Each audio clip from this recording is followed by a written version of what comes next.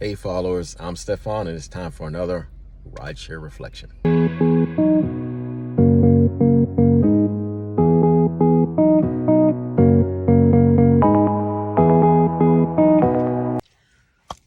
So today I'm going to tell you guys a story of another annoying passenger. Like I said, there's hundreds of these stories.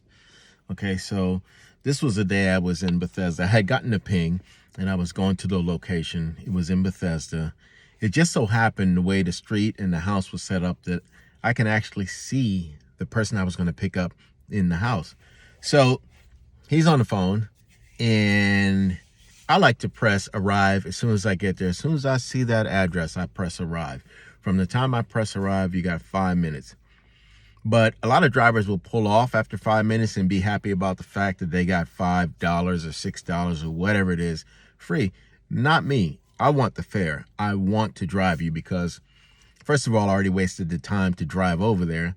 And second of all, $5 is no big consolation prize for me. I want the fare. So therefore, I want to pick you up. So therefore, I call you after about, I'd say about 2 minutes. Okay, so I arrived. I could see the guy through the window. After like 2 minutes, I called him. Now, he is on the phone and he's in a very animated conversation. I found out later that's just the way he talks. But so he's in that conversation and he does this. I call and he literally does this. He's talking, blah, blah, blah, blah, blah. He goes back to talking, blah, blah, blah, blah, blah. I call him again. He does the same thing. He's like, and continues talking, right?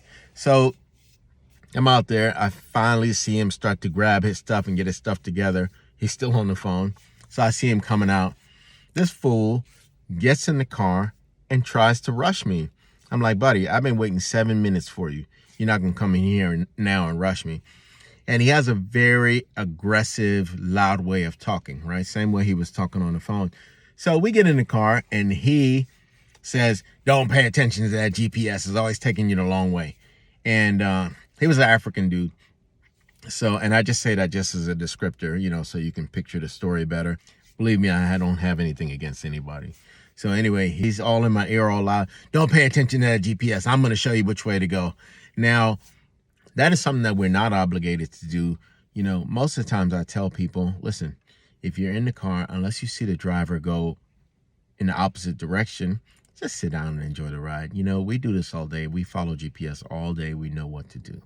At least I do. Most of us do. So he tells me that. I said, okay, just for the sake of argument, I'm going to go ahead and listen to him. But instead of telling me which way to go, he keeps doing this. Oh, you should have turned right there. Oh, you should have made a left right there. Oh, you should go up there. And it's like he keeps saying it after we already passed it. You know what I mean? So what he really and he's on the phone this whole time. So what he really wanted me to do is at every blessed corner say to him, are we turning here? Are we turning there? No, I'm not finna do that. Right? So he gets on my nerves with that. Again, the whole time he's still talking. So we come up to this corner. Now, let me tell you this, from being in the street all day, I even get to learn the panhandlers, right? And I can tell when somebody really needs, plus I see them all the time, those who really need money and those who are just bullshitting. So I pull up to the corner. There's a lady there who is there all the time. Her name is Ray. And I'm gathering whatever little change I have to give her. And this big ass ashy hand comes from the back saying, you mustn't give them money. You mustn't give them money. Man, let me tell you something. I told that motherfucker, this is my money. You know, don't try to tell me what to do with my own money.